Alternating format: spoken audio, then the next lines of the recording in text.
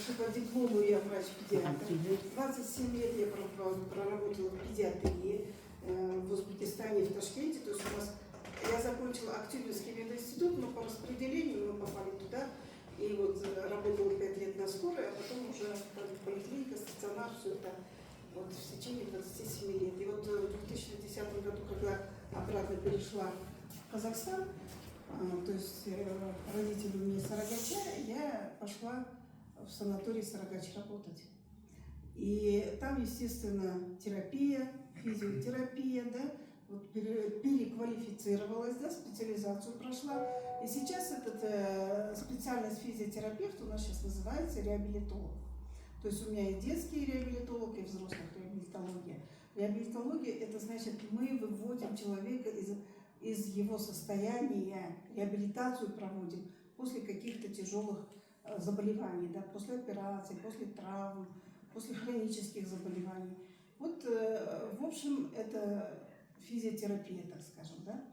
Вот. И как физиотерапевт, как реабилитолог, вот, о болезни начиная говорить, я бы так сказала, чтобы вылечить человека, да, надо сначала понять, а почему вообще человек болеет. Вот у нас сейчас, вот как Шина рассказала, практически с рождения дети у нас все больные, да? Ну, не прям все, но большинство, но 50% просто на это внимание обращает. Бегает и бегает, играет, там, да, где-то там голова заболела, часто простудные заболевания, да, какие-то переносят. Но тем не менее, мы сейчас делаем упор на иммунитет. Да? Говорим, вот иммунитет слабый, ребенок часто болеет, и еще что-то, причина. Но в основном причина у детей, у взрослых, разницы нету. Надо всегда учитывать того, что основные несколько компонентов, из чего организм состоит из того, что правильно ли мы воду пьем. То есть у нас в крови должно быть 70% воды. 70% воды и 30% форменные элементы крови. Это в крови должно быть. Как только у нас 70% воды уменьшается, вот как Кемпелер айтады ғой, да, бабушки наши говорили, шай ішпесем басым ауырады. 2% из 70 воды не хватает, начинаются головные боли. То есть мозговым клеткам нужна вода. Вот это одна из этих формул. Вторая формула, что идет? pH среды. pH среды у нас должно быть 7,4. Это в организме. Да? То есть кровь, лимфа, клеточная, межклеточная среда. У нас pH среды в организме 7,4. Что это означает? Вот если мы вот так шкалу возьмем, да, вот здесь вот у нас 7,4. Это слабо-щелочная среда. То есть это не щелочь, это алкалоз, это тоже плохо. И вот здесь вот у нас кислота. Но когда болезнь у нас начинается? Когда организм начинает закисливаться.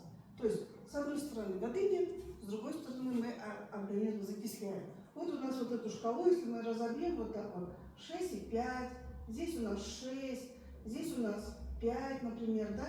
И вот так доходим до 2, до 3, до 4. Это снижение pH среды. Да? Это снижение в крови, клеточной или межклеточной жидкости во всем организме, вот это вот pH снижается. И вот здесь вот, оно снижается по причине какого? Ну, возьмем самые элементарные стрессы. Если человек одномоментно быстро там какую-то информацию услышал, и стресс у него произошел, у него резко падение идет, да, это же метаболизм, это обменные процессы в организме, которые протекают на уровне биохимии, там, клеточного, межклеточного состояния. А у нас же очень часто мы такой длительный стресс. Мы сегодня переживаем, завтра, неделю, месяц, да, о чем-то думаем. И вот этот медленный стресс, он потихонечку приводит тоже сюда. И вот этот pH у нас когда снижается, когда у нас 6,5, 6, у нас что начинается? Ну, мы сначала целый день, вот быстрая утомляемость, усталость. Утром встал вроде бы бодрый, до обеда поработал, после обеда уже сил нет. Это мы вот здесь находимся. В этом. И на это никто не обращает внимания. Но это длительный процесс, идет год-два. Вы же замечали, да, когда говорят усталость и идет где-то до 2-3 лет. Вот каждый год они вот уставшие, надо в отпуск съездить, в санаторий где-то отдохнуть.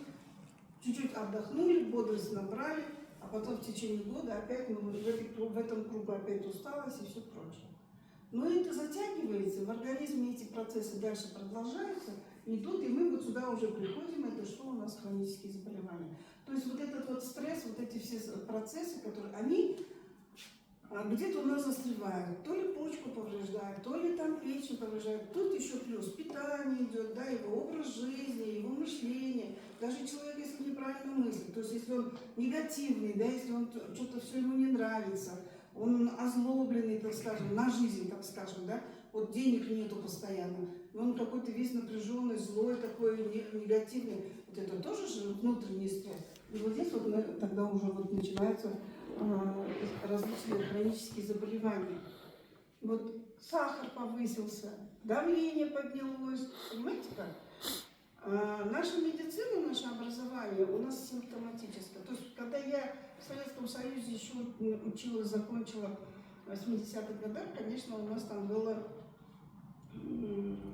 немножко по-другому образование, да? Мы все-таки смотрели на человека как полную причину искали, нас так учили, вот найти причину, почему сердце заболело, почему там головные боли у человека или давление поднялось.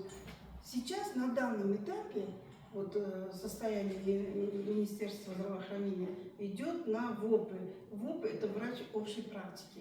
То есть он работает симптоматически по протоколу. То, что Шана сейчас вот начала говорить, да, по протоколу. Он не имеет права вот шаг влево, шаг вправо. У него есть протокол, астма так лечить, бронхит так лечить, кардиология так лечить. Все, он не имеет права никакого говорить. А вот давление поднялось, а может быть причина в печени, там, предположим, да? Вот. И вот это вот давление снизил, что коптоприл дал таблеточку под язык, давление снизилось, скоро уехал. Это наша жизнь такова. А когда мы начнем смотреть вот эти вот хронические заболевания, они очень долго тянутся, до 10 лет, до 15, даже вот сахарный диабет до 25 лет есть, которые, и там начинаются процессы, вот вы, да, у вас сахар был, говорите, и вот эти процессы, когда вы сказали, что ноги там у вас почернели, да, кровообращение нарушено, вы куда пришли? Вы уже сюда пришли, да?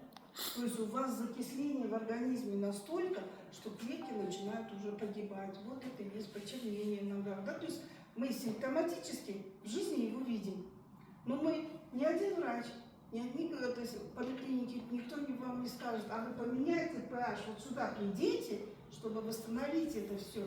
Понимаете как? Когда закисление 2,3, это мы говорим онкология. Онкология – это уже когда организм зашлакованный, это уже когда лимфосистема не работает. Лимфосистема у нас это иммунная система, да? И она должна что делать? Она должна это все собирать, выносить все токсины, да?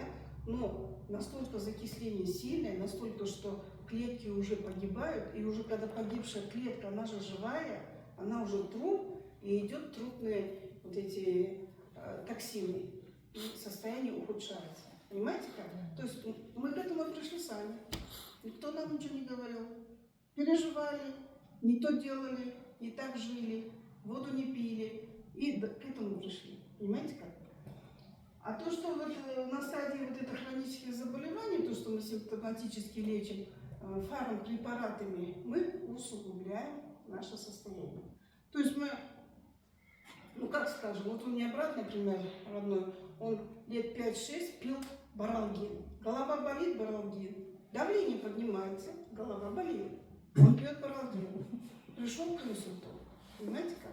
Почему? Все анальгетики, как у нас вот, если вот так мы сосуд возьмем, да, например, любой сосуд, венозный, кровеносный сосуд, у нас здесь 3 оболочки есть, да, вот верхняя, мышечная и внутренняя. И вот когда постоянно употребляют анальгетики, пусть это будет баралгин, алангин, пенталгин, любой, повреждается вот это мышечные слои.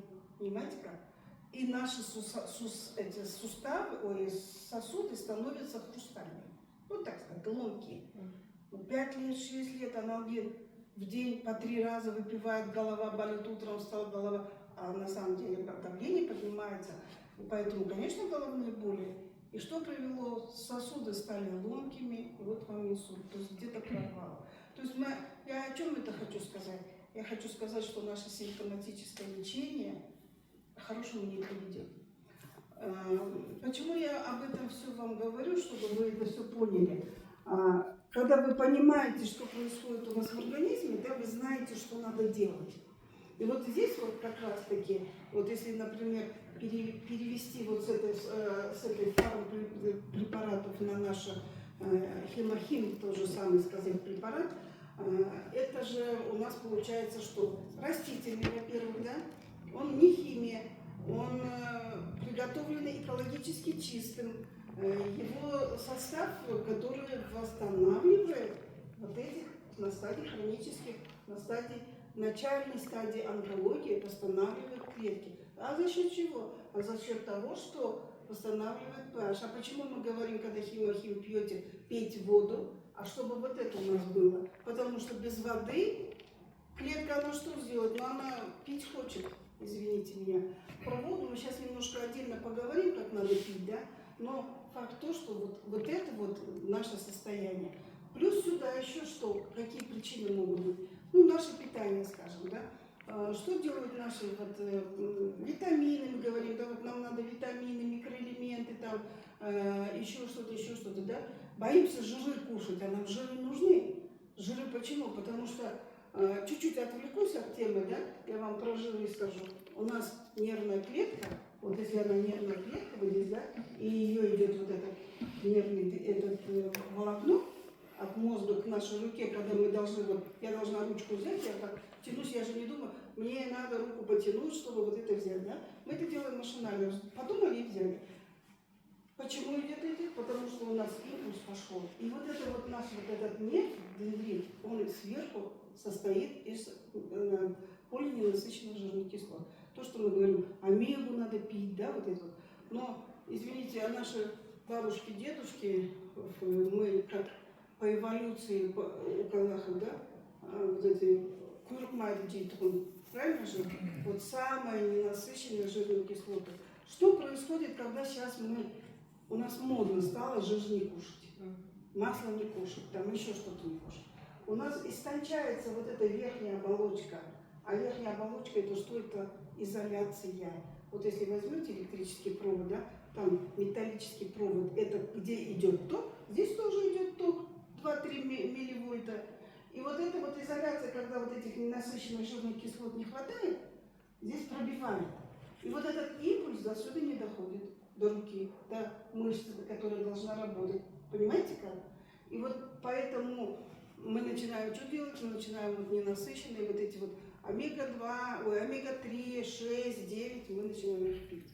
Морские какие-то там еще. Но извините, мы же не на море живем, мы живем в степи, так скажем. Если взять по эволюции, да, своей, мы степные люди. Наш организм больше примет то, что по эволюции нам, естественно, придет. Вот бананы, да, ой, бананы, прямо сейчас, ну, мы же никогда бананы не ели, ни наши бабушки, ни дедушки, ничего, да.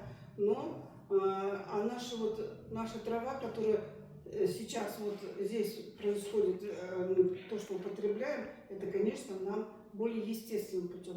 А что такое вот это хемохим? Это та же самая трава, пусть она где-то выращенная, да, но взятая нанотехнологиями, вытащенная вытяжка из корней. То, что нам необходимо, то, что мы должны это получить, понимаете как? И вот здесь вот я хочу сказать, что о той продукции, которую мы должны вот употреблять, про витамин С. От хемохим переходим, да, к витаминам С. Да, вот, что делает витамин С? Он восстанавливает вот эту стенку кровеносных сосудов в первую очередь. Что делает омега? Восстанавливает нервную клетку, ее именно дендрит, да, волокно.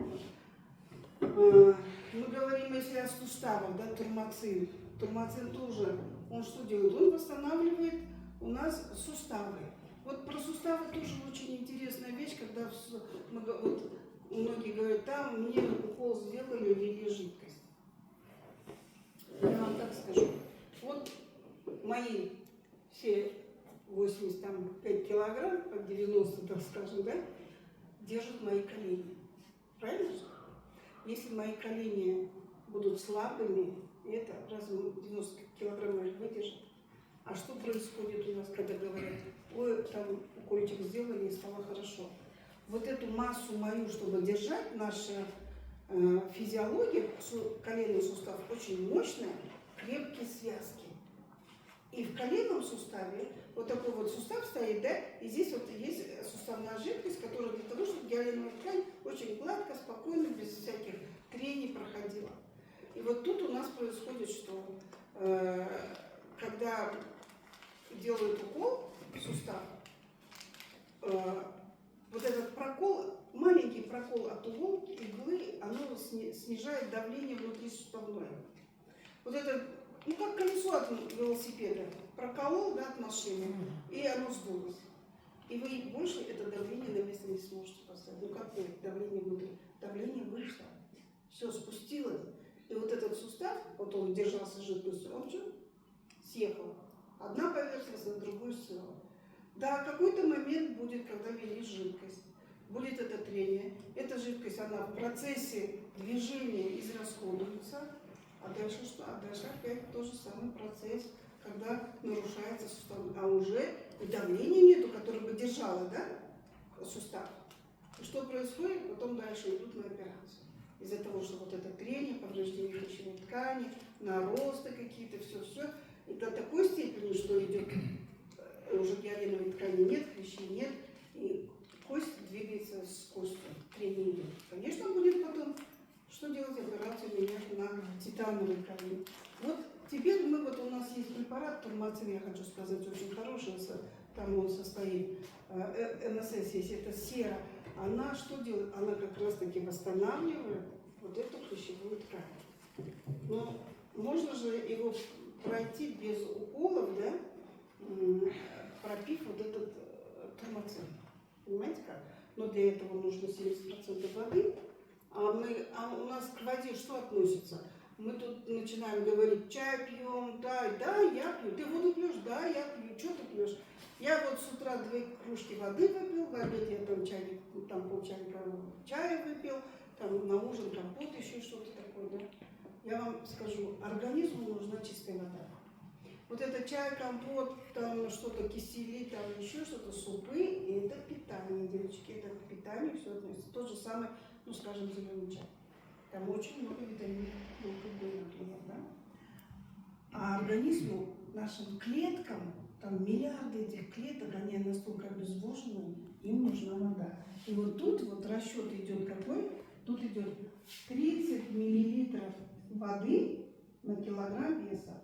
То есть ребенок родился 3 килограмма, ему мама дает воду, скажите? Нет, она его кормит грудью, это питание, а ребенку на 3 килограмма ему всего лишь 90 грамм воды нужно в сутки. И он растет изо дня в день, да?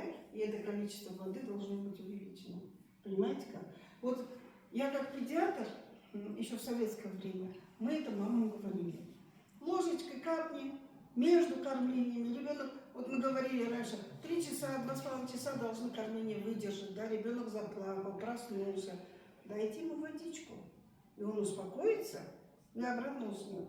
Сейчас у нас никто не говорит. Мамам говорят, все, корми, и этого достаточно. Этого недостаточно. У нас обезвоживание, почему дети, чем раньше по возрасту начинают болеть, потому что дети с рождения воду не получают. Понимаете как?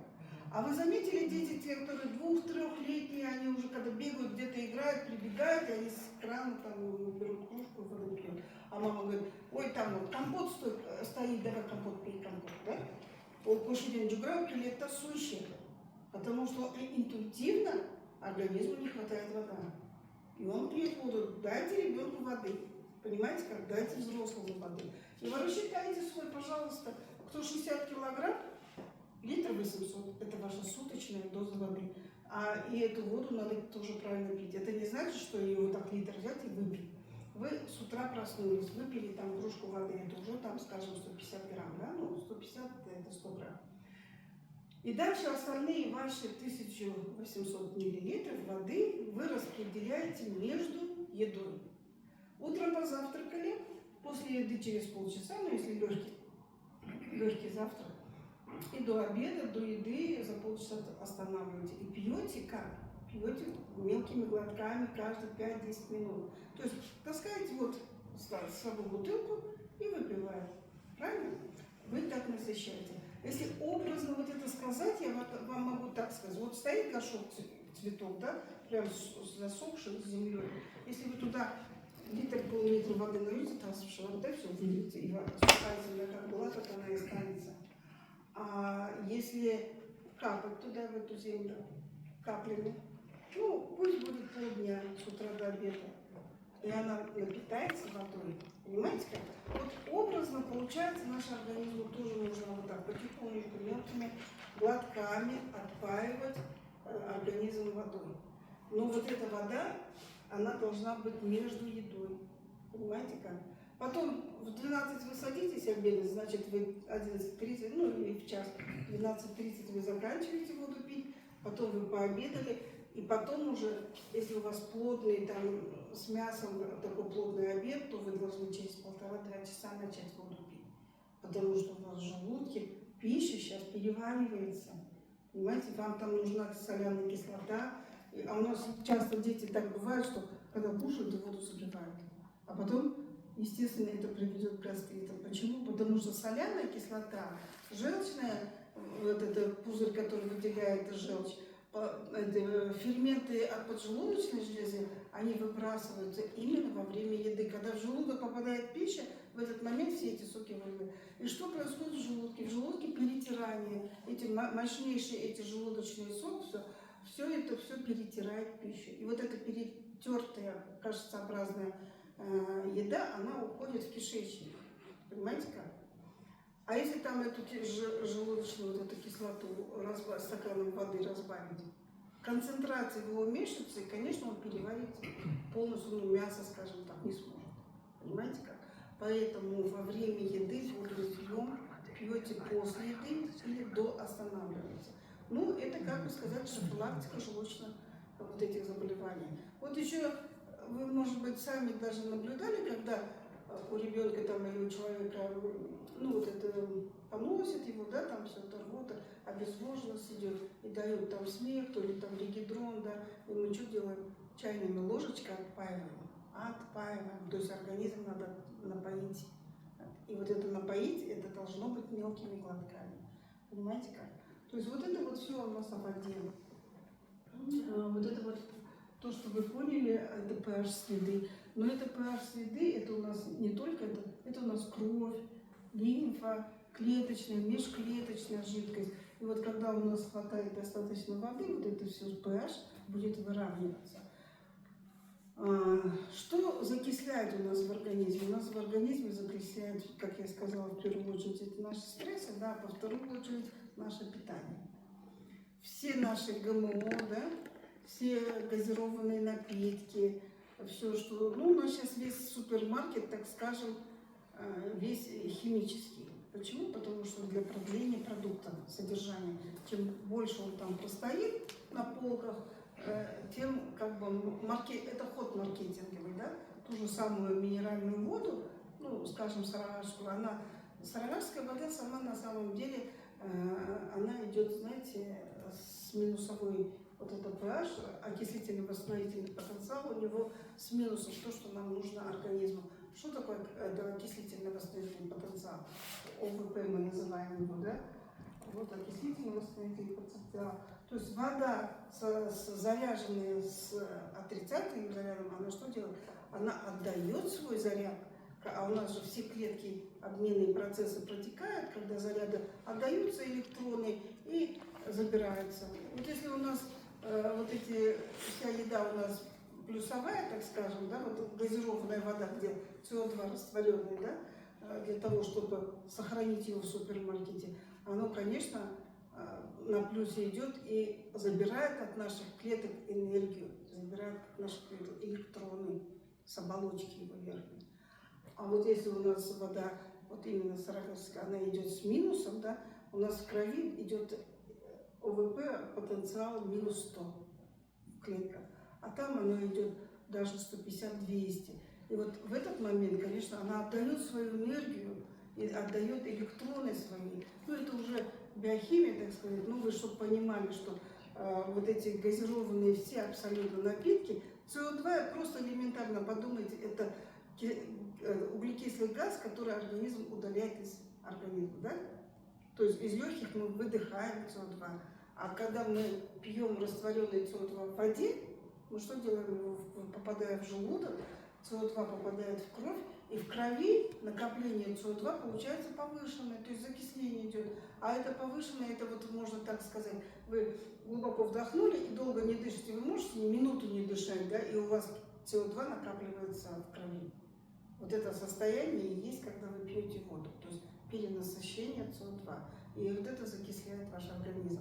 И дальше что происходит? В закисленной среде, когда у нас вот это вот pH закисление идет, начинает 6,6, 5 до 5, девочки, мальчики, все абсолютно паразиты живут только в кислой среде. Если у вас 7,4, ни один паразит. Грипп, мы говорим, да, вирусы. Что относится к паразитам? Вирусы, бактерии, одноклеточные, простейшие, там паразиты вот такие метровые, да, все они находятся в организме только при самом закисленном организме. А мы же не изолированные, мы же все в контакте, да, где-то кто-то чихает, там хлеб что-то берешь, потом ты же хлеб не моешь его, как огурец, там, скажем, да, а кто этот хлеб только не трогал, начиная от пекарей, грузчики, водители, там, продавцы, которые в пакеты клали. Понимаете как? И если организм у вас закисленный, и если там есть какой-то, ну, скажем, паразит. Вы знаете, когда смывы делали с обычных ручек в супермаркете, там на смывах вышла туберкулезная палочка, например, да, да, знаете, да, там это стафилококки, стрептококки, там лямбли, да, вот это все будет. А воздушно-капельная инфекция, пожалуйста, чихайте, вирусы, это все воздушно-капельная инфекция. Но бояться не надо это изолироваться, сидеть, ой, бай, на меня кто-то чихнул, что-то будет. Если у вас pH 7,4, то ваш иммунитет будет работать, и все, что не попадет туда в организм, иммунитет ваш отработает. Как врачи работают в инфекционных больницах, да? В той же самой пульмонологии, где все бронхиты и пневмонии, это стафилококковая инфекция, понимаете? Но, однако же, врачи не болеют. То есть, если вот это держать, это. Но еще есть, конечно, то, что мы говорим про вакцинацию, когда в организме создаем искусственно вакцины, как не сопротивление к этому, не восприятие этого бактерий, скажем, да, стафилококковой, там, скажем, или БЦЖ, которые делают детям от туберкулеза, так скажем, да. Ну и с другой стороны, я бы так сказала, это немножко спорный вопрос такой, но тем не менее, это чисто мое мнение. Как Советский Союз еще только появился, с 22 года, там, да, правительство, тогда же был туберкулез сильно развитый, такой распространенный, делали БЦЖ детям новорожденным, и сейчас в роддомах делают. Плюс еще полиомиелит добавляется, да, гепатит добавляется. Вот новорожденный ребенок родился, его загрузили вакцинами, да, и чтобы организм отработал, антитела выделил на вот эти инфекции. Скажите, туберкулез уменьшится? Просто. У нас сейчас туберкулезные больницы, бесплатные, туберкулезные санатории. Просто они у нас сейчас безучетные. Вот в советское время они были учетные. У меня на участке я знала, кто туберкулезом болеет, периодически их в стационар, в санаторий отправляют. Сейчас же они не лечатся. Сейчас они все ходят, болеют, распространяют. Понимаете как? Я о чем хочу сказать? Я хочу сказать о том, что вакцинацию сделали. В течение 70 лет делают эту вакцинацию. По идее, должно быть уже исчезнуть этот туберкулез. А у нас как туберкулез был, так и есть. Поэтому вакцинация – это не панацея. Панацея вот где, когда вы свой организм правильно будете мыслить, правильно будете питаться, водный баланс будете восстанавливать, и у вас вот эта вот среда будет 7,4 pH, да, то бояться как бы такого нельзя, что вот вчерашний коронавирус там что-то повредит нас, понимаете как? Ну, с коронавирусом это совсем другая история, да, как? Вот. Те люди, которые погибли, вы, если замечали, они в основном погибли у нас в стационарах. Да? Все, кто дома лечился, какими-то имбирь, мед, то все нашими, естественно, домашними этими едой, они все выжили. Да? То есть коронавирус это обычный вирус, только самих штампов гриппа около 600 видов. Это делают вакцину от одного гриппа, заболел другим вирусом. То есть он тоже грипп, но только его штамп другой, и все. Поэтому как бы от всего этого спрятаться никак невозможно. Но дело в том, что вот если вы в организме у себя будете вот это все поддерживать, правильно питаться, все, то ничего не будет страшного. Иммунитет ваш нас всегда спасает. Наш организм, он нас всегда спасает. Просто мы вообще в ДНК, в коде ДНК у нас как бы записано, что наша жизнь, мы должны 120-150 лет жить. Это в ДНК у нас, у всех. Но мы своим образом жизни 60, 70, 80 лет приводим к этому, да? То есть 150 у нас же это вообще есть, которые 100-летние, да, там это где-то в горах, если он живет, там он правильно питается, ходит много. И плюс еще движение обязательно, да, движение. У нас сейчас вот этот сидячий образ жизни, он, конечно, все наш организм идет на минус. Ты как бы там ни делал, что бы там ни делал, но если ты с утра как сел за стол, за компьютер и вечером встал, потом поехал на машине, там, скажем, на транспорте домой и лег, и вот это изо дня в день годами, то, конечно, будут застойные явления в организме протекать, которые опять-таки приведут к закислению организма. То есть вот она, сама формула, где находится. А все остальное это ты, смотря как к этому пришел. Понятно? Вот. И я немного хочу сказать о нашей продукции. Почему? Потому что здесь, во-первых, экологически чистые продукты. Во-вторых, они из растений сделаны вытяжки, которые... Вот в тот раз у нас одна была, когда я это сама проводила, тоже консультацию, женщина говорит, вот в хемохимии там есть пион. Она говорит, а я вот листья пиона с цветов собираю, делаю настойки, пью. Вот, девочки, делать настойки и пить, там, может быть, мизер какой-то концентрации выйдет. А когда технологии завода делают переработку из корней, вытяжки делают, и это же не просто там в воде закипятил, да, и настоял, и сюда налил, да, это же целая технология приготовления, то, конечно, тут уже его состав, он будет намного мощнее, сильнее и правильнее. Нет, у нас такого пиона даже нет, это же многоцветный, или какой пион используют корейцы. Да. У нас даже этого пиона нету здесь. Нет, я говорю образно, что она мне такой вопрос задала, что я эти цветы как бы завариваю, как вот у нас заваривают, боярышник заваривают, там ромашку заваривают, да? Да, это можно делать, но это до какого времени она будет пользу приносить? Там мизерный, даже если там есть. Во-первых, он другой пион, да, но тем не менее там просто настойками. Настойки это на спирту, настой это на воде. То есть вот заваривая, например, ромашку, вы можете горло, да, там дезинфицировать. Но восстановить в организме вот эти повреждения клеток, которые закисление привели, да, уже когда хронические заболевания, скажем, сахарный диабет или там астма, или артрозы, артриты, так, да, часто у нас, которые, это же сколько нужно его выпить, чтобы к этому прийти, да, когда у нас хемохим сделаны, приготовлены именно нашими новыми технологиями, то его можно же вот один пакетик выпиваешь и восстанавливаешь всю свою суточную дозу, так скажем. Для восстановления клеток, не забывайте, там не просто так идет, что ты выпил, и вот ваш пример очень такой показывает, что на клеточном уровне именно хемохим работает. Понимаете как? Поэтому продукция, я хочу сказать, очень хорошая. Для глаз есть, для суставов есть. То есть вся продукция, да, это все надо использовать здесь. Вот. Есть, конечно, в аптеке тоже растения, да.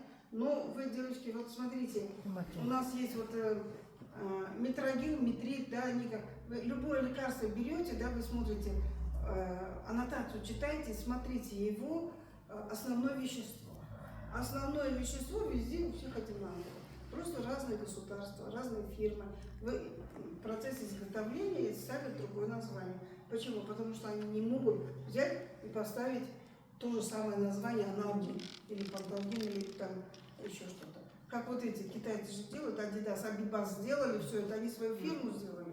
Одну букву поменяли. Точно так же и каждый фармзавод, который выпускает какие-то препараты, если прочитаете в аннотации одно и то же основное вещество. Понимаете как?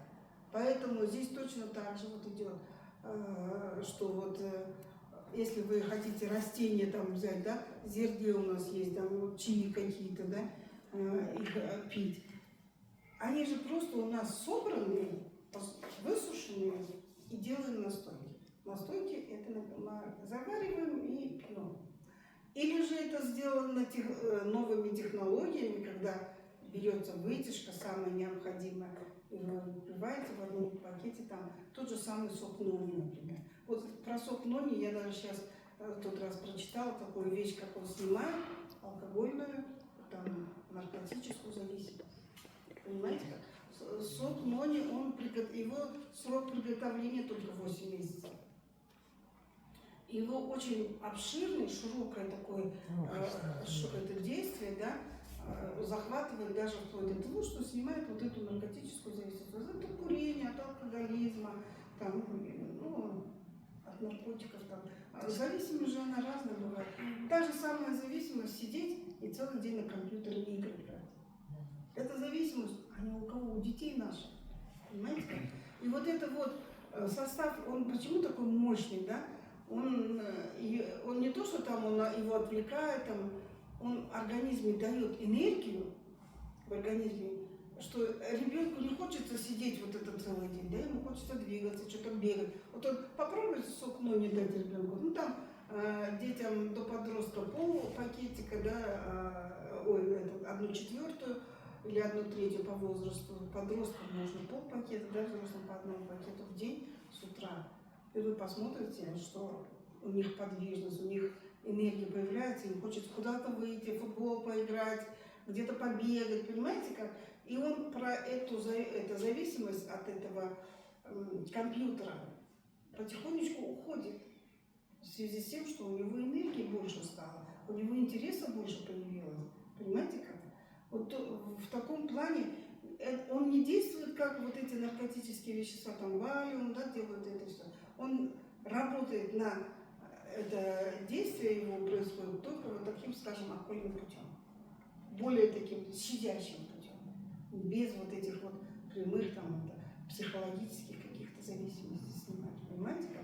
А наши все фармпрепараты, которые применяются в наркологии, так скажем, да, в психиатрии, они же что делают? Они просто усыпляют мозг, подавляют это действие и все. Вот какое-то время, пока пьют эти таблетки, они вроде не хотят, да, это действие проходит, у них опять появляется зависимость, хочется, тянет, его хочется там покурить или еще что-то сделать. То есть вот настолько мощно, я хочу сказать вам, сок нони. Поэтому попробуйте где-нибудь, кому-нибудь, если есть такое назначение, если есть такие показания, дайте, да, вот, детям попробуйте, взрослым. Сначала попробуйте себя. Вы когда, вообще, я когда первый раз пришла в санаторий и начала физиотерапевта работать, там у нас были фитобочки, да? Пандабочки. Вот. Назначение же делают, там нам некогда ходить, самим пользоваться всем этим. Вот это вот, и мне один врач говорит, а ты знаешь, что это там, пандабочка, какое действие? Ну, теоретически знаю. А ты пробовал? Нет, ну пойдем попробуем. Вот каждый препарат, который вы хотите назначить, сначала попробуйте на себе. Посидев в этой пандабочке, да, я почувствовала, как она работает, на что действует, как ощущает человек. И вот когда уже назначение делаешь, уже ты помнишь, как оно действует, что происходит в организме. И тогда уже ты знаешь, поможет это ему или не поможет, и стоит назначать или не стоит. Ну, есть, конечно, показания, противопоказания, но тем не менее, когда человек сам на себе попробует, тогда, конечно. Вот когда я первый раз сюда в 2019 году в этот Вату пришла, меня прям хвалили вот это хемохим, да. Ну, я взяла его, говорю, давайте я попью. Да, действительно. Ну, таких вот не сгладить, прям таких заболеваний, таких хронических, чего-то такого не было. Но в общем состоянии, да, появилось. Бодрость появилась, настроение хорошее, да, например. У меня, например, так было. У меня не было такого, чтобы вот у меня суставы болят, хемохим попила, там хорошо стало. Или у меня там сахар, или сердце, или давление, нет. Просто я попробовала, какое ощущение оно будет. Вы знаете, ощущение хорошее. В том плане, что меньше стала уставать, больше стала с людьми общаться, да. Были моменты, когда вот целый день просидишь на приеме 3 часа, где по талону у нас 15 человек, ко мне заходит 35 человек, да, и всех я должна принять, там, чтобы этими выскакивать, написала, отправила, написала, отправила. И выходишь с 3 часов, с 3,5 часа, не то что разговаривать, видеть никого, дома придешь, искупаешься, ляжешь, да, вот так. То есть это что? О чем это усталость, это утомляемость, правильно?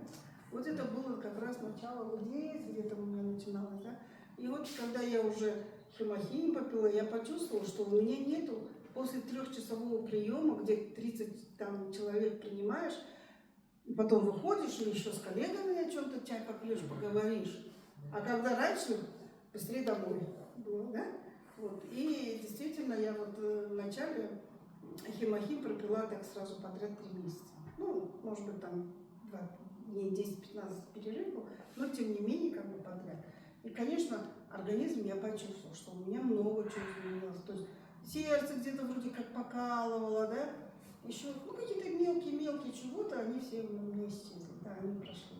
Вот. И, ну, потом, переехав сюда в Алмату, то есть приехав к детям, да, здесь в наших алматинских санаториях работаем, портал «Все тяжелые больные», послеоперационные на сердце.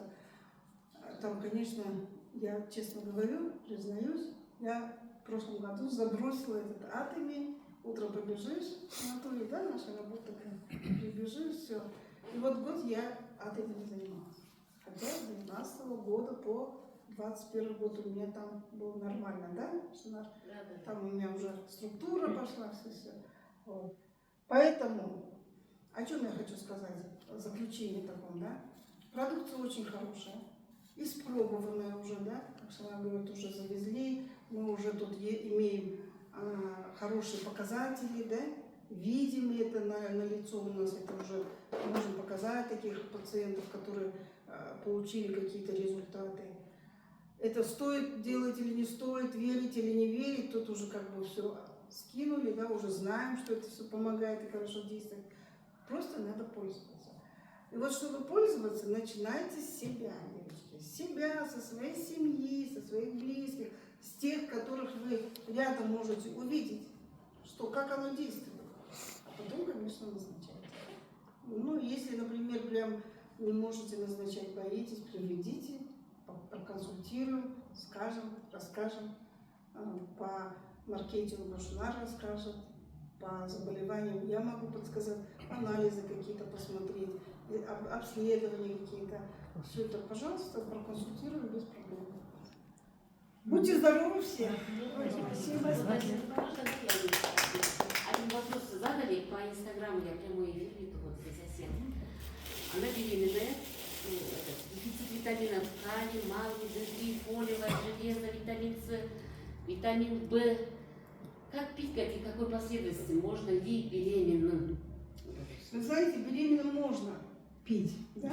Нужно подбирать определенную дозу, смотря на каком триместре беременность находится. То есть, если первые 3 месяца, да, там доза идет немножко другая. Если уже там 2-3 период беременности, когда уже... Смотрите, в первом триместре что происходит? Идет закладка ребенка. В этот момент, если у мамы не хватает вот этих микроэлементов, то есть у ребенка есть патология, такая возможность появиться патологии, как пороки сердца, да, там еще что-то, тоже не буду пугать уже, перечислять все. И, конечно, когда планируют беременность, вот эти все витамины, микроэлементы надо пить до начала, а не уже когда идет беременность. Когда уже идет закладка, там же каждая неделя, там у ребенка идет, начиная от позвоночника, спинного мозга, головного мозга, ручки, ножки, там все органы появляются, да. В этот момент ты витамин С выпил, ну какую пользу дашь? Понимаете? Вот. А вот повредить ребенку есть такая возможность. Поэтому почему во время беременности у нас все препараты говорим, да, даже наши фармахим говорят, нельзя. То есть оно может повредить, а может не повредить. А зачем рисковать? Поэтому мы говорим нельзя. Понимаете как? А если, например, уже первый триместр прошел, когда уже ребенок... Третий триместр, да, Третий, да. Когда уже полностью сформированный организм, ну, пусть даже он сформированный на тех микроэлементах, которые у мамы недостаточно было, да, но тем не менее он уже сформировался, и дополнительно можно пить, но в маленьких дозах, не рискуя. Понимаете как? Маленькими дозами. То есть если мы, как взрослые, можем витамин С 1 стик выпить утром, ой, вечером там, да, это после еды, то ей нужно там полстика, например, выпить, да. Потом надо посмотреть, ей вообще нужен этот витамин или нет. Необходимость в этом есть или нет, показания есть или нету. Понимаете как? То есть то, что она сейчас проверила, что у нее там вот это все снижено, да, оно снижается, потому что все это уже ушло к ребенку. Понимаете как? А сейчас, восстанавливая это, не сделать передозировку для ребенка. Понимаете как? Лучше беременным ничего, да, не пользоваться. Да. Пусть она все эти витамины берет из фруктов, овощей. Понимаете как? Ягоды, пожалуйста, там, вот это питание восстанавливаем. А всегда, когда вы там запомните, что все витамины и микроэлементы, это нужно выпивать за полгода до начала беременности. То есть, если планируете беременность, сделайте это заранее. Понимаете? Особенно очень опасно с микроэлементами, с витамином D. Да? У нас очень часто любят говорить, что нам надо витамин D, надо пить или нет, у меня в крови мало витамина D.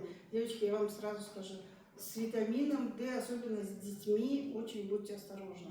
Я вам объясню.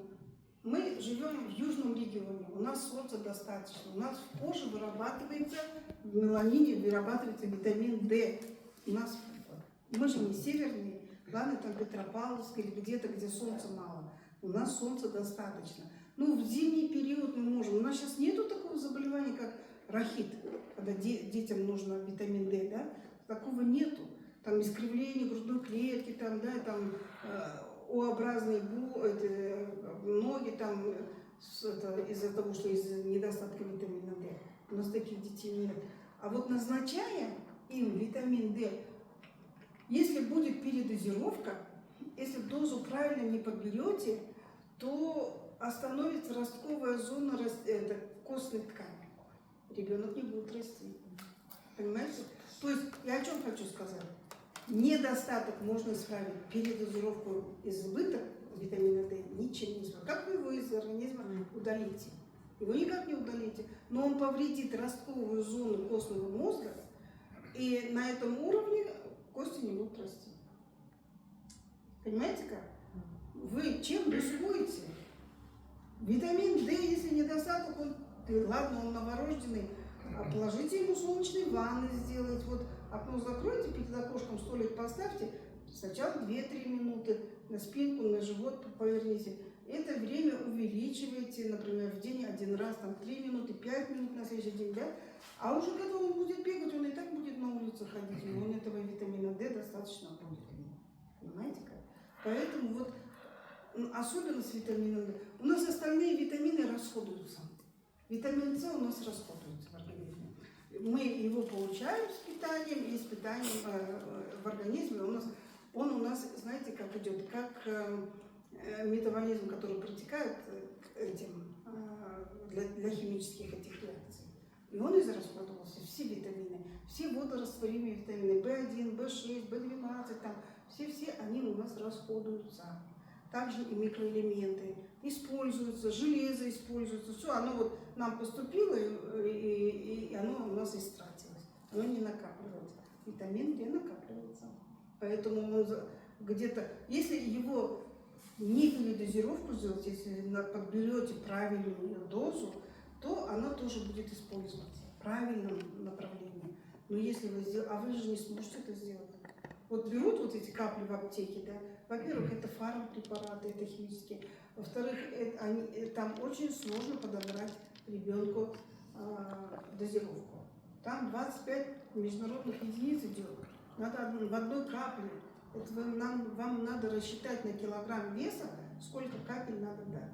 А зачем вам это нужно, когда дайте ему, ребенку, погуляйте с ним на улице, пусть он часик на улице побегает на солнышко, панамку оденьте, чтобы солнечного удара не было, и все. Это же не рискованно, а давать витамин D рискованно. Просто если не сделаете неправильно. Вот в таком плане. Вот я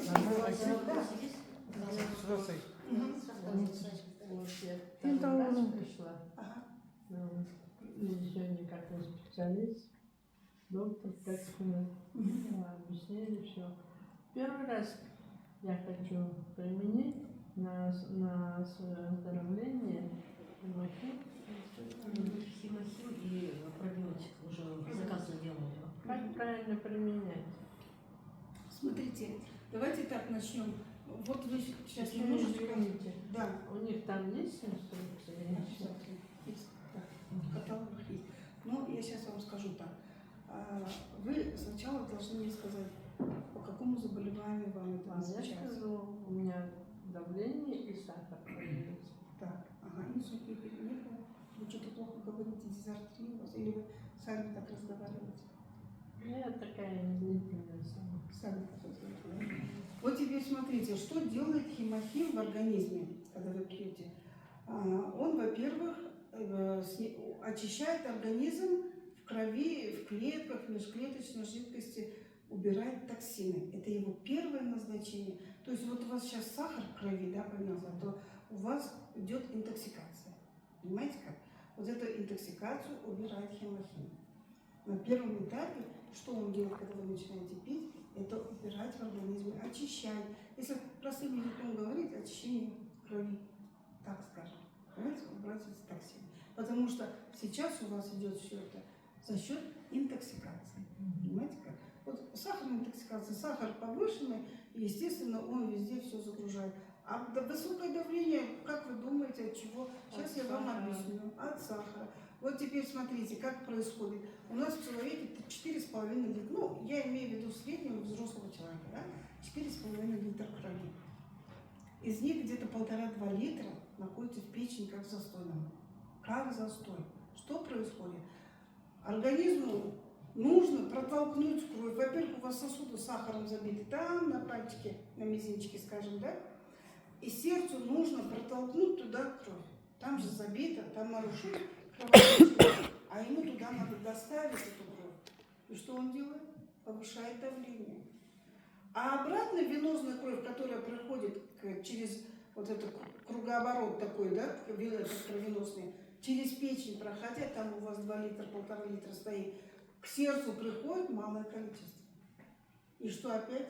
Сердцу самому не хватает крови, а он, как мы родились, он минуту 72 в норме делает удар. То есть он работает бесконечно. Его мышцы тоже надо питать. А у вас половина стоит в печени в застое, половина сахаром забита в сосудах. И организм, защищая вас, что вам нужно туда протолкнуть, он начинает поднимать давление. И эта схема, это я вам сейчас объясняю причину. Да, вы выпили таблетку, там 170 поднялось, каптоприл или какой-то вам назначили, ежедневно пить вам эту таблетку, да? И вы ежедневно давление сердцу говорите, не толкая кровь, стой. И что происходит в сосудах? Там как было забито, и сверху все закладывается шлаками. Поэтому у вас ноги болят. То есть вот оно, не бывает такого, что оно сам по себе, вот у нас сейчас наша система, да, узких специалистов что сделали? Ну, возьмем голову, глаза окулиста, уши, нос, там, это, да, невропатолог, там смотрит, понимаете как? То есть разделили. Глаза посмотрел он свои через аппарат, сказал, ой, все нормально. Ну ладно, глазное дно, там может быть сеточка есть, из-за сахара зрение тоже падает. Потому что нарушается именно сзади вот это вот венозное вот это кровообращение на сетчатке глаза. Вот. И он сказал, ну у вас вот это вот закапывайте там витамин тауфин, там, например, да, в глаза. То есть витамин дать. ну, я так говорю, да, пойдете там сердце, да, у вас давление, что к кардиологу идете, ЭКГ посмотрели, там немножечко изменений есть, вам говорят, вот это пейте, постоянно от давления пейте, там еще, а теперь вы мне скажете, а вы воду пьете? Да. Сколько? Ну, литр 2. 2 литра? Ваш вес какой? Ну, вы пьете воду из-за сахара, потому что 60. при сахарном Нет, диабете, меня мочеиспускание. не беспокоит, я просто сама пью. Ну. Я еще лимон добавляю, дольку. вот. Теперь я скажу, при сахарном диабете, девочки, уже жажда. Поэтому, да. Жажда меня не мучает. Вас не мучает организм. В начале, когда начиналось, я даже не подозревала. Пошла к кардиологу, дала анализы, мне говорит, что у вас повышился сахар. И с этого пошла у меня проблема, это я обнаружила в 2019 году. И вот перед 2019 годом точно мне был СУС, не беспокоил. А так, Ну, сейчас вы просто, сейчас вы какие-то таблетки пьете от сахара, да? вы знаете, Вы честно сахар говоря, как я не держите? дружу с таблетками, Мгм. потому что сколько я пила давление. А сахар сейчас что? Вот Вот вы я каждый вот, день меряете? когда нарушаю питание, у меня сейчас до 10, до 9 А когда не нужно? 7, 8, 6 было. Смотрите, скажем, 7, 8, 6, вы сказать, это норма? Нет. М? Нет, конечно, девочки. Мы сейчас вот, у нас сейчас настолько сахарный диабет распространенный, Да, что стали 65% говорить, что населения. 6,5, 7 это норма. Нет, это не норма. Просто мы сделали его допустимым, потому что очень много таких, точно так же, как и гемоглобин, да, когда мы говорим, ой, 100, 110 это нормально. Это тоже не норма для женщин, это 140, да, для мужчин 150, 170, понимаете как? То есть мы просто глаза закрываем на это и говорим, ну вот если вы хорошо себя чувствуете с сахаром 7, да, ну и слава богу, ходите. Ну, понимаете как? Вы держите его питанием, его определенными диетами, не кушаете там какие-то, например, много хлебобулочных вот этих изделий, там такой сладких, пирогов. Да, я там, диету соблюдаю. Соблюдаете диету, да. Иногда нарушаю. Вот пойдешь в гости, не скажешь же, я не буду ваш щербек Она- нарушать есть. Она, знаете, она еще мясо не ест. Вот теперь, вот смотрите, вы мясо очень давно не кушаете, наверное, да? Да, 98 Девочки, с 98-го года 26. кушают мясо. А нам что нужно? Белок – это строительный материал для клеток. Для Да, клеток. вот бобовые, фасоль. Девочки, бобовые – это растительный белок. А нам нужен организму животный белок. Да? Вот Анемии нет? Анемии. Гемоглобин какой у вас? Нет, а я в дождь. про гемоглобин давайте скажем. Смотрите, если у вас… Я не поняла, как Вопрос Ханам, самый главный вопрос. А я Пробиотики сказала, посоветую пробиотики пить. обязательно пить нужно, Да. потому что нужно восстанавливать. все чуть-чуть вперед. Нет, я вам сказала, Порядок. хемохим, пожалуйста, пейте один раз с утра, один раз вечером после обеда, да? Его пьется Это там натощак, как желательно, указано. да, утром встали, один попей. И еще нужно его не прям сразу в рот, а вот лучше в воде, там полстаканчика воды, да. Ханам, можно я вас перебью? Я просто посоветовал пробиотик вначале взять, потому что бывает от хемохима у многих обострение. Чтобы гладко так было, пробиотик пропить на дня 5, допустим, да? А потом плюс добавить потихоньку по полсика хемохим, да? Да, вот, Полсика да. один раз в день, так, сам процесс. и потом потихоньку добавлять, да, вот я... Нет, это, знаете как, это вообще схема правильная, да, сделать. Это сначала пробиотики, а потом, то есть восстановить сначала бифидум кишечник восстановить, а потом уже это. Но я что хочу сказать, любые препараты вы всегда должны начинать с маленького, если вы это первый раз пьете, даже пусть будет это фармпрепараты. 1/4 часть попробуйте, маленькую чайную ложку сначала разведите, выпейте, потом пол вот это стика выпейте, да, на завтра. И вот если вы чувствуете, что у вас все это нормально проходит, нет никаких аллергических там отклонений, там, да. Если, например, у вас будет чаще станете ходить по-большому в туалет, да, это не бойтесь, это так должно быть, это идет очищение.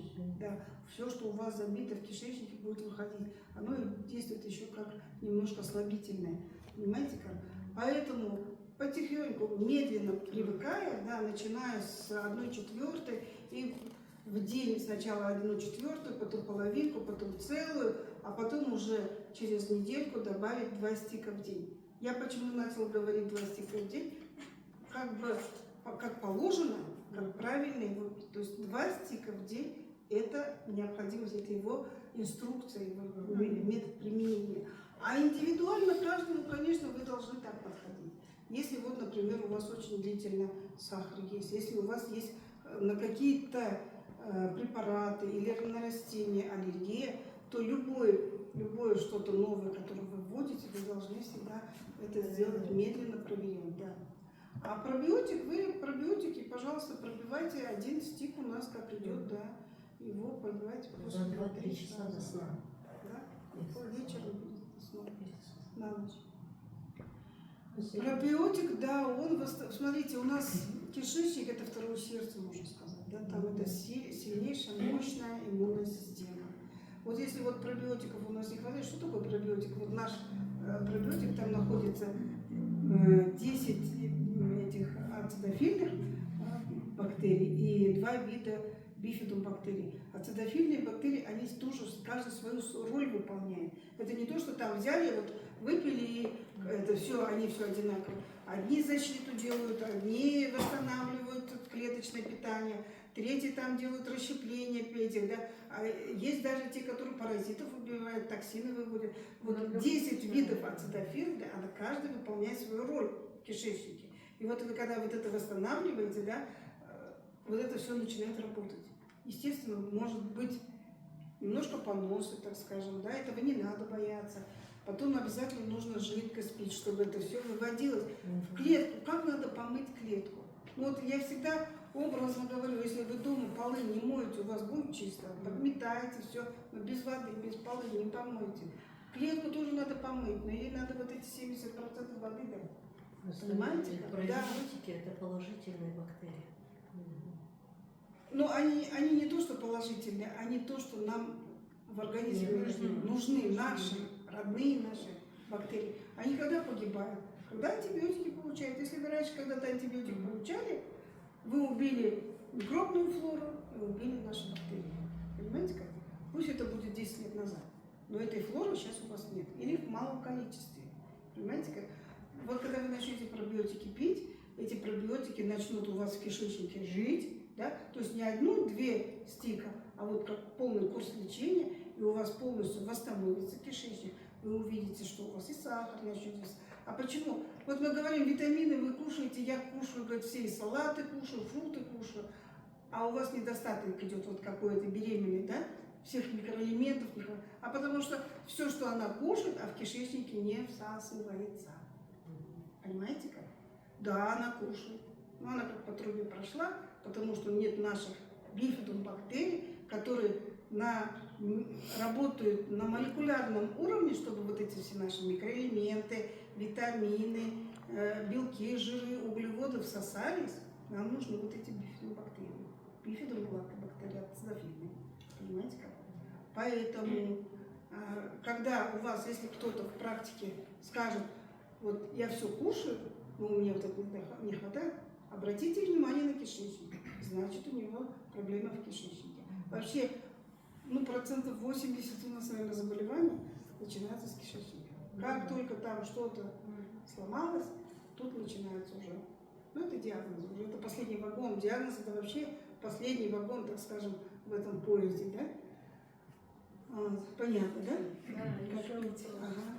Вот пока вот сахар недавно поднялся, я решила подстраховать себе глюкофаж начала Ага. пить. Его продолжать, совмещать или Вот не смотрите, надо? я вам так скажу, если вы можете держать сахар на уровне диеты, вы поддержите диеты. Но если вы очень часто нарушаете диету, да, и у вас, или же по какой-то причине у вас сахар поднимается, вот когда сахар поднимается, надо держать таблетками, да. И с таблеток, девочки, вот если есть у нас, которые принимают, например, от давления, это самое, как постоянные, выписывают врачи, постоянно пить там какие-то таблетки. Никогда резко не останавливать. Да. О, начал химиотерапию пить, там бросил. Нет. Вы с таблеток уходите постепенно. Значит, увеличиваете дозу здесь начали с четвертинки, да, там пьете, здесь перешли на 1 стик, там пьете, здесь перешли на 2 стика, там пол таблетки начали. Пол таблетки не 1 раз, неделю пьете, да, ваш организм должен привыкнуть на глюкофаж на пол таблетки, дозы. Потом, когда у вас организм чем больше будет очищаться, на 2-3 неделе, скажем, через 10-15 дней, если вы чувствуете себя хорошо, если ваш сахар в норме, попробуйте отменить 1 день таблетку. То есть это все делается постепенно. Убрали сегодня глюкофаж, у вас сегодня хорошая 6,5, например, да, или 7 там держится, завтра 6,5. И вот так постепенно уйти. Но если вдруг у вас скачок пошел, опять вот, отменили, и на следующий день, скажем, на 3-й день опять у вас 8, да, сахар поднялся, посмотрите свою диету, и водный баланс, и плюс обратно, если прям сильно подскочило, да, обратно снизьте, четвертинку таблетки выпейте. Понимаете как? То есть любой фармпрепарат мы снижаем постепенно, медленно, и снижая дозу, но наша задача уйти с этих препаратов. Понимаете как? Вот если вы будете на глюкофаже сидеть, это метаморфин, да, то есть вот на любом каком-то препарате, фармпрепарате, если человек сидит, у него тоже появляется как зависимость. Он уже, организм уже без этого не может. Поэтому постепенно уходим, но задача наша уйти с этого, чтобы восстановиться. Когда у вас начнет хемохим очищать вашу кровь, весь организм, токсины, когда выйдут, конечно, вашему организму будет легче, и будет восстанавливаться вот это ваш сахар, все, да. Но это будет не быстро, это постепенно. Вы сами посмотрите, с какого года вы начинали болеть, и как вы можете за 1 месяц. Это вам надо курсами хотя бы как минимум 4 месяца пропить. Понимаете? Хотя бы уже будет у вас сахар нормальный, 4 месяца, 6 месяцев вы должны пропить. Профилактику поддерживать надо. Профилактику? Ну, Профилактику мы о профилактике говорим, знаете, когда уже у вас длительная ремиссия, когда вы уже 2-3 года у вас сахар нормальный. Потом мы можем сказать о профилактике. Сейчас у вас идет о лечении. Профилактика, когда все хорошо, чтобы не заболеть. Это профилактика. Вот так вот. Понятно? Сейчас мы к этой профилактике должны еще дойти. Мы сначала должны восстановиться, а потом уже каждый год, например, 2 раза весна-осень по месяцу пропиваем. Ну так скажем, да, если у вас все уже хорошо. Но если у вас сахар вот так бесконечно поднимается, о профилактике тут нет речи, что в год 2 раза пропивать. Вам сейчас надо лечиться, а лечиться нужно 4 месяца, 6 месяцев. От длительности заболевания зависит от тяжести вашего состояния. Понимаете как? Вот когда вот если человек вот здесь находится, да, он пропьет там 10 дней, ему станет хорошо. Вот у меня 20-летний внук, вот буквально вот неделю, ну, прошлый месяц, кашлял сильно, простыл. И у него месяц не проходил кашель. Я ему дала 2, вот там есть 6 штук, да? 2 штуки. Просто у меня больше не было, потому что я сама пила. Я ему сказала, пропей хемохим и витамин С. Вы знаете, через 2 недели уже у него все хорошо стало. Но он молодой, он сильный, здоровый, 1 раз заболел, просто простыл, кашлял. Конечно, у него за 2 недели хорошо будет. У вас за 2 недели не будет, вам нужно длительно. Вы находитесь где-то здесь. Понимаете? Понимаю. Хроническое заболевание, его надо лечить. И вот когда у нас люди говорят, ой, вам там браечным и ишхалей пайдасы желтый, вот на этом фоне я для чего вот это вам объясняю, чтобы у вас было понятие, что на какой стадии находится человек. Если он находится здесь, у него быстро будет. То есть, а если он вот здесь, 2-3 года надо пить. Про онкологию, когда говорим, понимаете? Вот говорят, да, онкология была, и он там очистился, хемохим, все хорошо стало. Это не значит, что у него сегодня хорошо стало, а завтра у него обратно не пойдет возврат этой заболевания, потому что здесь нужно года 3, 4, 5, может быть, пить. А вот состояние здесь. То есть здесь уже поврежденные клетки. Вы знаете, наш организм самовосстанавливающаяся система. И у нас каждый, вот у нас все же растет, ногти растут, кожа отшелушивается, волосы растут, и точно так же внутри органа у нас. Вот печень заменяется там, скажем, каждые 2 года. Новые клетки появляются, да, но мы их повреждаем, и старые погибают. Эритроциты у нас живут, красные кровяные тела, 4 месяца. В костном мозге появляются новые, да, селезенки, они погибают. То есть у нас всегда идет самовосстановление. И наш организм нас всегда спасает. Всегда спасает. Просто мы ему помогаем или нет. Да, если мы вот так вот живем, воду не пьем, то кушаем, это делаем, да, вот там еще что-то, мы еще больше усугубляем свое состояние. А как организму можно, сколько он может это все выдерживать? Понимаете как? Поэтому помогите своему организму, дайте возможность вот это жить ему хорошо. Дайте возможность восстановиться клеткам, той же самой печени, которая должна фильтрировать все это, фильтровывать и восстанавливать, понимаете как? Вот я даже могу сказать вам о том, что даже правильный сон, отдых, как и влияет. У нас есть биоритм в организме, да? Мы днем бодрствуем, ну как в природе, вот животный петух в 6 утра встал, там, не в 6, даже в 4 сейчас он встал, кукарекал, да, и только солнце садится, уже все заходят. Ну, я так образно говорю, да? У нас тоже есть биоритм. Но вы посмотрите, наши дети, мы все, да, кто у нас ложится в 10-11 часов? Никто не ложится. А у нас что происходит в организме? У нас в 11 мы должны уже спать. Потому что с 11 ночи до часу ночи у нас очищается печень. Она делает выброс, да, от токсинов, все, что она за целый день задержала, профильтровала, она это выбрасывает в кишечник с 11 до часу. И это делается во сне. Потом с часу до 2 кишечник очищается, да, с 3 до 5 почки у нас очищаются. То есть у нас, и причем в 5 утра мы все бежим в туалет, потому что все это уже вышло. А что у нас происходит на самом деле? Сейчас дети сидят до 3 часов, до утра, потом днем спят. Как вы хотите, чтобы они были здоровыми? У них нарушается биоритм в организме. Когда организм должен восстанавливаться ночью, когда должен очищаться, он бодрствует, он 12 часов идет, кушает. Там, ну, сидел, проголодался, естественно, пошел, покушал. Растет. Да, не потому что растет, потому что он голодный. А утром он до 12 спит. Понимаете?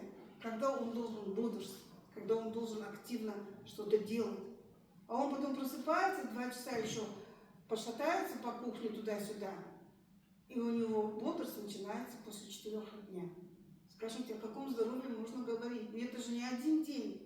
Это те, кто работает ночную смену, посмотрите на их здоровье. Они все болеют. Потому что у них они будут пускать правильный образ жизни, диеты различные делать, питание у них все хорошо. Но если у них нарушен дневной ночной ритм, они будут болеть. Понимаете как? Потому что в тот момент, когда организм самовосстанавливается, он бодрствует. Ни о каком здоровье не могу говорить. Но это будет медленно, потихонечку. Понимаете как? Просто Ханам, а еще в дальнейшем что можно будет, какой БАД добавить в голову, например? Вот она сейчас пробиотик, хемохим. Вот смотрите, в дальнейшем, да, вот я месяца. сейчас вот даже не хочу забегать вам, да, я хочу вам так сказать. 4 месяца хемохимии. 4 месяца хемохимии. А потом будем говорить о том, что дальше. Мы посмотрим на ее состояние, мы посмотрим на ее сахар, как он будет, да, посмотрим ее давление, там, что-то изменилось, не изменилось, как она себя будет чувствовать. Вот это же все надо учитывать, да, и после этого я могу сказать, надо дальше что-то делать, или может быть еще 6 месяцев продолжить очищать. Понимаете как? Вот в таком плане. Хорошо? Потому что если я сейчас скажу, да, есть у нас и препараты от сахара, но если я сейчас вам скажу, сразу его хапанете, а вам сейчас не надо. Ну да, это же Еще тяжело даже будет, да? Не тяжело, организм просто сейчас на таблетках сидит. У нее сахар держится за счет таблетки. Я тоже недавно стала. Ну, тем не менее, стали, вот вы начали пить не потому, что вы просто захотели, а потому что ваше состояние к этому вынудило вас. И вы пришли к тому, что надо пить. Понимаете как? Есть еще? Спасибо. Вы тоже что-то хотели сказать? Лека, у меня Давление нормальное, сахар нормальное, Ага. кровь нормально, говорят. Ну, нога, оба нога. Трудно ходить. Какой диагноз? Артрозы, артрит, да. Вот теперь қашан басталды? Когда это начало болеть? Бір жылдан кейін бастады, бірақ енді ол да бір ауыртта қайтадан бір лечение жасағанды қойғансың. Лечение какое Осы да делали? тағы да бір 5-6 ай болды қайтадан ауыра бастады. Так, лечение какое делали? Қандай лечение істедіңіз? Компресс, витамин, система, бәрін салдырдым, бірақ бәрі То есть қойып фармак, да, наше лечение? обычное? Получается. И рентген сделали, что вам сказали? Витамин D, кальций, бәрін ішіп жатырмын. Ага. Бірақ Нет, рентген Результата сделали, нет. что сказали? Рентген салды ма? Аяғыңызды? жоқ, оны мен өзім салдым да, бірақ әлі больницаға салған жоқ әлі. Хорошо. Вот сіз өзіңіз салдыңыз. Қандай Екі рет салып едім, әсер етпеді. рентген қандай жазу жазып берді? Өзім қан, травматолог қой сол жердегі. А, енді сіз білмейсіз. Пайдасы тиеді деп та, тимеді маған пайдасы. Жоқ, мен сіздің сұрап жатқаным обследование, рентген снимок, Аяғымда. Почему?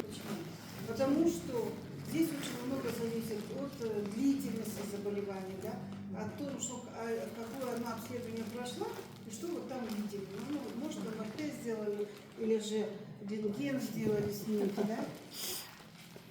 Как это у нас? Травматология. УЗИ. Нейропатологтар көрініп барамыз ғой ревматологияға.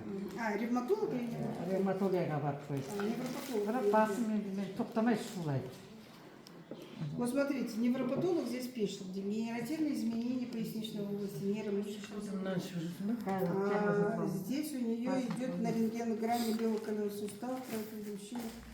Сужена щели, да, говорит, деформированы, суставные поверхности уплотненные, неровные, нечеткие. По бокам головки это определяются острые остеофиты. Костная структура без деструктивных изменений. В костях все нормально. Витамин D надо? Нет. Вот это... Девочки, ей назначили. Она Витамин D, говорит, кальций, сюда. Здесь я пишу так. Вы пьете, но вам Молодец. оно не нужно. Пишут, костная структура без деструктивных изменений. Кости у вас нормальные. У вас идет здесь по поверхности, суставные поверхности уплотненные. Щель между ними. Просто укол делала, изменения получится. Вот. О чем мы говорили? Давление снизилось, оно когда встанет? Никогда не встанет. Оно на место никогда не встанет. Да, наша медицина. Вы пришли к врачу-травматологу. Он с вами должен что-то сделать. Ой, что он вам делает? Что он же не скажет, давай титановое колено посмотрим. Ну что он скажет, давайте укол пока сделаем. И вот тут дальше, следующий этап, через года 2-3, да, скажет, давайте вам поставим титановое колено. Да. Понимаете, мы же поэтапно к этому идем. А если сейчас, на сегодняшний день посмотреть, идет суставное уплотнение суставной поверхности, то есть вот эта вот гиалиновая ткань, она стала плотная, жесткая, есть остеофиты, то есть вот лишний кальций, который напила, они что сделали? Выросли на хрящевой ткани, девочки. А костная структура без деформаций всяких, без деструктивных изменений. Витамин D, кальций, ей нужен? Да не нужен. Кальций лишний вы пьете, вот они дают. Молодец, остеофиты. Молодец. Девочки, я вам сейчас просто объяснила вот ее, вот это вот назначение, то есть обследование, расшифровала. Понимаете как? Поэтому вот невропатолог пишет, дегенеративные изменения в поясничной, естественно. Девочки, я вам сейчас скажу, колени сами по себе никогда не болят. Изначально начинает болеть поясница. Почему? Потому что с поясницы у нас кровь идет куда? К ногам. Вот здесь зажимает, что-то там происходит. Возможно, там отек есть. Отеком зажимает нерв, который выходит к ногам. Нарушая иннервацию, ноги начинают плохо ходить. Понимаете? Нейромышечный синдром, мышцы не работают, зажимает, естественно, мышцы не будут работать. Сюда, к этим мышцам, про которые я вам говорила, да, вот сюда мышцам не подходит вот эта иннервация. конечно, мышцы не работают. Вокруг коленного сустава мышцы не работают. И что будет происходить? Мышца будет спазмирована, зажатая. Когда мышцы зажаты не 1-2 дня, а годами, происходит нарушение кровообращения. То есть все сосуды там сплющены, туда кровь не идет. И потом еще один момент я вам хочу сказать. Если вы вот все малый кровный узлы, да, любой, даже у курицы, там все, суставы какого цвета, девочки? Они белые, там нету кровеносных сосудов. Когда у нас мы говорим о том, что мы пьем там какие-то таблетки, там и вот это туда приносят вот этот хондротин, там, скажем, да, в основном, он приходит не туда, не в хрящевую ткань, потому что там нету сосудов, а он приходит в мышечную ткань, вокруг. Для чего мы их назначаем? Вот у нас турмацин есть, да, который, это сера там есть, чтобы снять спазм с коленного сустава, с мышцы. В коленном суставе у вас только есть жидкость, которая сохраняет поверхность движения, и все. А чтобы ее восстановить, нам что нужно сделать? Когда мы стоим, вот я стою, хожу, да, вот туда-сюда, мой вес давит на мой коленный сустав. Понимаете как? Если вот это коленное суставе щель у нас будет уплотнена, у меня будет коленный сустав, вот эта головка берцовой кости нижней, друг другу задевать, потому что не хватает жидкости, протираться будет. А если я вот сяду вот на такую поверхность, да, повыше, как мы в детстве на качелях катались, и болтать ногами, что у нас будет? Попробуйте просто поболтать, да, вот вот так, так. в воздухе. Как велосипед, вот Легко, нет, велосипед нет. Легко становится, да, в колене, потому что веса нет. Что нужно сделать? Или на плавание ходить, или же просто телевизор смотрите, сядьте на большую поверхность и болтайте ногами. Вот это движение, которое не давит наша масса на коленный сустав, но колено двигается, за счет движения вырабатывается внутрисуставная жидкость. Больше никак она там не вырабатывается. Если у вас вот это 70% жидкости есть, туда придет. За счет движения. За счет того, что вы двигаете вот коленный сустав, да, и любой сустав, какой хотите, там будет вырабатываться жидкость. А все остальное у нас работает на мышечную ткань. А почему на мышечную ткань? Потому что там вот написано нейромышечный синдром, зажатые все мышцы. Понимаете как? Мышцы вокруг сустава зажаты, кровообращение вокруг нарушено. Да? Мышцы, стянутая вот такая мышца стоит. Понимаете как? Они всегда работают антагонисты. С одной стороны, если зажаты, с другой стороны, они расслабленные. Спереди, если зажато, сзади будет это. Почему одни не могут согнуть, а другие не могут ходить, да, там скажем. И боль всегда с одной стороны. Боль всегда будет с той стороны, где зажата мышца. Что нужно сделать? Ну, мышцу просто расслабить надо. Надо заниматься вообще. Ее просто растянуть. Да, не можно, да? Это возраст получается. А? Возраст, Девочки, на никогда не возраст, болела. вообще на возраст никакой не обращайте внимания. 93 года человек бегает здоровый, все, если все Я правильно. так Понимаете как? тяжело Сізге- принимаю это. Смотрите, мен сізге былай айтайын, да? Айтыңыз. Үйге барғаннан кейін мынандай столдың үстіне отырасыз. Мынандай, да, чтобы Диванда отырамын. Жоқ, диванда жерге тигізбей. Аяғыңыз мынандай салбырап тұрсын. Жерге тимеу керек па? Иә. Но когда вы сейчас на стульчике сидите, вы напрягаете ногу. Попробуйте. Вы напрягаете, а он должен без напряжения. Он должен просто висеть. Как на качелях вы катаетесь, ноги болтаются. Вот в детстве, вот почему коленные суставы не болят? Потому что все дети катаются. Бегают и сидят на скамейке, вот так болтают, потому что ноги не достают до земли. Понимаете? И вот это самовосстановление идет. Вы сделаете то же самое. Поболтайте, вот телевизор смотрите или что-то, сотку смотрите, поболтайте ногами полчаса. Так, чтобы это не вставая на землю, и чтобы не напрягаясь. Вы расслабляете мышцы и восстанавливаете внутрисуставную жидкость. Движением. Понимаете как? А турмацин, который мы назначим, сейчас вот я ей назначу турмацин, он будет снимать спазм вокруг мышцы сустава, суставной вот этой капсулы. И вот это, снимая спазм, да, мы будем давать возможность двигаться коленным суставом. Понимаете как? Вот такое действие будет оказываться. А для чего нам нужно химиосиль сейчас дать? Почему? Можно, да? Можно, чтобы Надо, вся нужно. интоксикация. Понимаете? У нас в организме у всех интоксикация. что-то делаем не так, думаем не Здоровая так. профилактика. Понимаете как? Поэтому начинаем с хемохим, брай хемохим исчезс, артынан турмацеты косамос, и дальше. Да. И тут плюс к этому можем еще сделать, что витамин С дать, и пробиотики обязательно. Не забывайте про кишечник, потому что все у нас начинается так. А вот витамин D, кальций не нужен. Хорошо? Коэнзон жуя. Он бесполезный. Просто так пьете, Yok, как по трубе. to'xtamay aytdim, bo'lmaydi, hech qaysi ta'sir etmay turibdi. Ну, естественно, потому что он не нужен, поэтому Да, как бы- привычно у многих назначили, значит, это правильно, и пьют. А потом у нас Это очень часто неправильно. любят так. Один сидит, у меня колени суставы, я очень часто это в очередях слышу, когда в поликлинике, да. Вот они пока очередь сидит, там 15-20 минут друг друга, менде осында айтып, мынаны іштім, мынандай болды.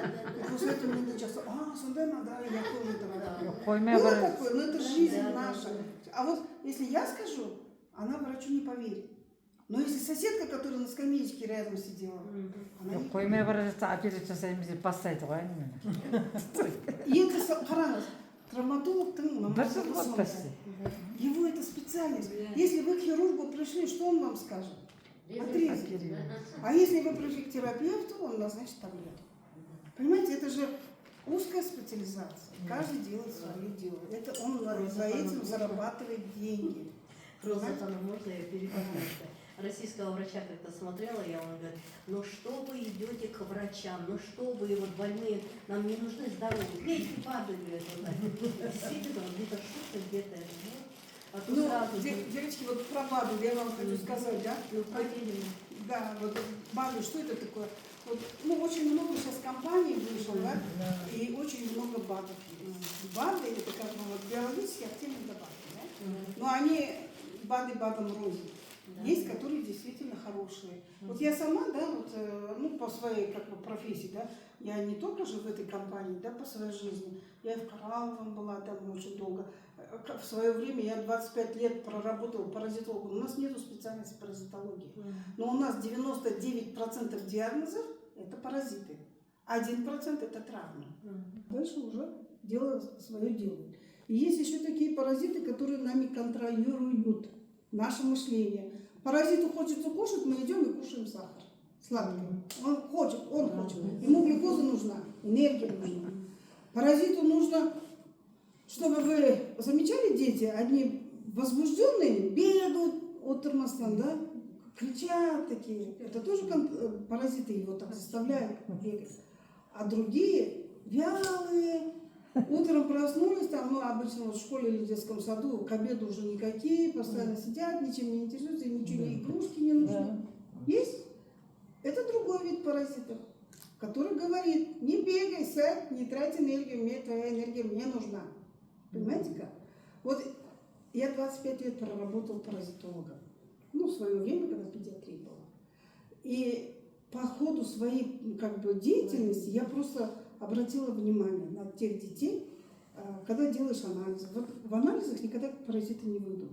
Чтобы в анализах увидеть, это нужно, ну, в кале, как вы найдете, вот такая масса кала, столько дадут в лаборатории, чтобы случайно там попало какое-то что-то, да. А потом у нас стали делать ИФА, такой есть это самый анализ, когда проверяет титр на антитела на паразитарную инфекцию. И вот там показывают у нас там аскариды, там лямбли, это одноклеточные, да, еще что-то там, микробы какие-то. И вот, чтобы вот этот титр в крови увидеть, это нужно свыше головы у нас, чтобы паразитов было. Когда он там его мало, он какое-то действие оказывает, пятна на личике появляются, белые обычно у детей, да. Потом он какой-то это самое, то он только сладкое кушает, сахаром там все. Вы просто обратите на это внимание. Внуки у вас там есть это, да. Или же он там вообще там кушать не хочет. Тоже есть такие паразиты, которые говорят, не надо, не кушай это, ничего не ешь. Понимаете как? То есть за 25 лет практики я просто обратила внимание, что попадая на такой анализ, когда я вижу, что какой-то у него там паразит есть, и его поведение, можно его сравнить. Один вялый, другой возбужденный, третий еще какой-то агрессивный, а другой вообще пассивный, там школа не школа, вообще ему все до финила, так сказать. Понимаете как? И вот я что хочу сказать, что аскарида, обычно вот как у детей бывает, когда она вырастает до 20 сантиметров, она в сутки выпивает 40 грамм крови. Скажите, у него будет гемоглобин нормальный? И вот этот ребенок будет вялый никакой. Да? Понимаете как? А если у него там лямблия, а лямблия это одна клеточка, паразит, который любит жить в желчном пузыре. Да? И он что делает? Вот у него асхазан аурат. Вечно покушал, живот болит, то-то. Потому что там лямблия. А лямблия что делают? У них выход идет поджелудочной железы и этого желчного протока, ну где-то рядом.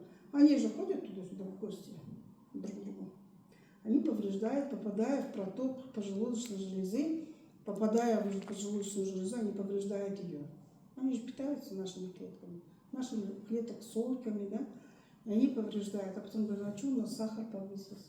Да потому что у нас в поджелудочной железе есть такие клетки Лангенгарса, да, которые вырабатывают инсулин. А если его кто-то съел? Понимаете как? Вот оттуда у нас начинается сахарный диабет. И почему он молодеет? Сейчас чаще становится, да? Потому что одинаковый образ жизни в семье. Говорят, вот наследственность, там у мамы там давление, и у сына там, или у дочери, да? Наследственности нет. Есть генетические, когда в генном коде записаны заболевания, а наследственное – это одинаковый образ жизни. Одинаково кушаем. За столом одинаково мама говорит, ой, там эта учительница такая тупая, там такая-сякая. И ребенок думает, о, да, действительно, она такая, да, она на меня накричала. Все, били ребенку в голову эту мысль, и он тоже так думает. Одинаково думает, одинаково кушает, пересаливает, если мама суп. Вся семья это кушает, да, а у отца уже давление. А потом говорим, ой, и у сына давление. Да нет, это одинаковый образ жизни, запомните. Взять этого ребенка в другую семью перевести, где по-другому питаются и думают, и он будет другой, у него не будет ни давления, ничего. Поэтому, когда мы говорим о наследственных заболеваниях, просто обратите внимание, в какой семье он живет, этот ребенок или человек, и что в этой семье происходит. Понимаете? Про образ жизни не забывайте. Вот таким образом про паразиты. Так что вы, когда начинает вот эти говорить там заболевания, все, да, вот хемохим у нас еще, я с Шинар немножечко сначала спорила в том плане, говорю, я найти не могу, где там он противопаразитарный. Он, оказывается, противопаразитарный. Понимаете как? Наших паразитов не надо убивать, как фармпрепараты. У нас есть там гельминтоксы, детоксы, да? Что делают фармпрепараты? Они наших паразитов убивают. Пусть даже это лямблия вот одноклеточная. Она живая же, да, она погибла. А лямблия вообще очень интересная. Она закрывается в цисту, когда ей неблагоприятно. Она может там пожить 10-15 лет. Вы же не будете там год пить таблетки. А потом, когда ей хорошо становится, она открывается и дальше. А наша задача вывести этих паразитов, создавая неблагоприятные им условия. Паразиты все живут у нас в кислой среде. Создайте им щелочную среду. Да? И им станет некомфортно, и они уйдут. Им нужна кислая среда. И они начнут уходить. Понимаете как? Просто элементарно создайте вот это вот, то, что я говорила, там стресс, который приводит к кислой среде. Вы шаг назад сделайте, приведите сюда себя правильным образом, питанием и всем, и тогда ваши паразиты идут. Но те, которые мы хотим побольше, побыстрее, да, противопаразитарные препараты пропить, но травяные. Почему паразиты не чувствуют это? Это же естественные травы, да, естественная среда, но она им некомфортна. И они начинают уходить. Вот гайморовый палцев. Что у нас гайморит, когда идет, да? Ну, предположим. Здесь у нас, ну, микробная флора чаще всего, стрептококки, стафилококки бывают. Они у них там сидят, и когда вот антибиотики, они их убивают, да? А если вот создать среду, например, промывать вот такой водой, которая щелочная, то же самое, скажем, соды, да? Они начинают куда идти? Выходить наружу. Я однажды когда-то, у меня в практике было так, когда я назначила противопаразитарную при гайморовых вот этих заболеваниях, женщина мне приходила, что ты мне дала, у меня больше стало выходить из носа. Скажите, а куда она должна пойти? Они сидят в пазухах. Куда она должна пойти? В мозг? Да, у нас вот глазница, там решетчатая кость, вот такая, пористая.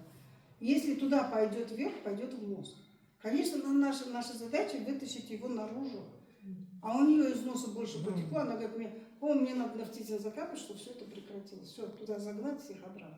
Понимаете, вот такое вот мышление, неправильное, о мышлении говорю, что неправильное мышление, неправильное понятие приводит к тому, что вот это, конечно, у нее будет такое состояние, никогда она его не вылечит. Я почему так долго вам объясняю о причинах вот этих заболеваний? Когда вы понимаете суть, вы знаете, как его лечить. Вот это основа всех заболеваний абсолютно. Хоть какой возьмите диагноз, это все конец последнего года. А начало отсюда начинается. И вот смотря состояние какое, то ли он легко это переносит, то ли он уже лежит постельный, да, мы будем говорить о этой шкале. Понимаете как? Поэтому все это назад идите, восстанавливайте в организме все как положено, и не забывайте про воду. У нас вода на первом плане. Если воды в организме нет, с этого начинается у нас все остальное. А воду сколько пить? Воду пить 30 миллилитров на килограмм веса. Любой возьмите. Нет, в течение дня сколько?